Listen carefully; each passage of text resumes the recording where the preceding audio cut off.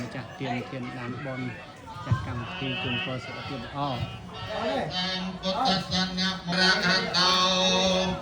សម្ពុទ្ធសពុទ្ធាងសារណង្កេច្ឆាមិធម្មងសារណង្កេច្ឆាមិសង្ឃាទុតិយំเป็นធម្មងសារណង្កេច្ឆាមិទុតិយំเป็นសង្ឃាសារណង្កេច្ឆាសារណង្កេច្ឆាមិតតិយំเป็นសង្ឃាសារណង្កេច្ឆាមិសម្ពុទ្ធិអសកេវេសតិសតសៈអសានិណមេតែសានធម្មញ្ចសរិកាយាបវិនសន្តោអសេសតោបដិធានតោបថាយតថាកត្យាម